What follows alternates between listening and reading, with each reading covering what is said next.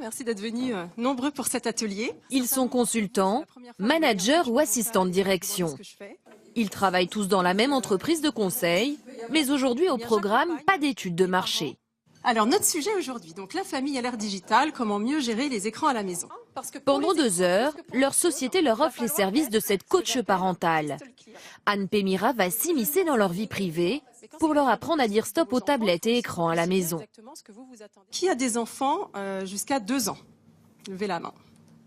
Être coaché sur l'éducation de ses enfants sur son lieu de travail, pas de problème pour ce salarié.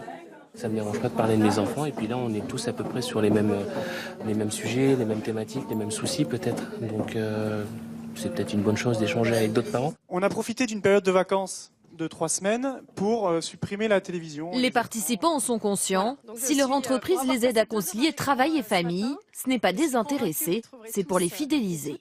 Une entreprise dans laquelle je m'épanouis et qui montre son attachement aussi à se soucier de mes préoccupations, c'est pour moi une motivation, un vecteur de plus pour rester. Des entreprises de plus en plus nombreuses à investir pour le bien-être de leurs salariés. Cette multinationale dépense chaque année 10 millions d'euros. Ici, les 1600 employés peuvent profiter de nombreux services. Conciergerie, crèche d'entreprise, manucure ou encore salle de sport.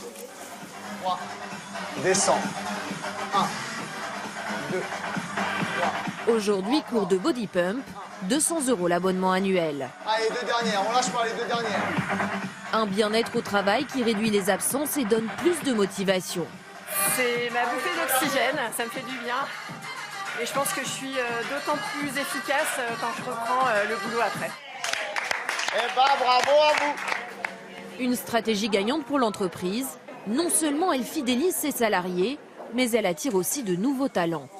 Les candidats regardent aujourd'hui tout ce qui se passe dans une entreprise. Les services participent réellement, je pense, au choix qui va être fait en définitive par un candidat entre telle ou telle entreprise.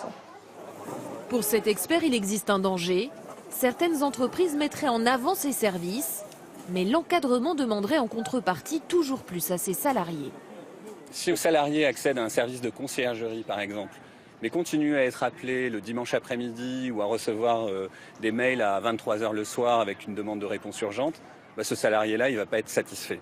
Donc je pense qu'il faut commencer par les comportements managériaux et terminer par des services de bien-être pour les salariés.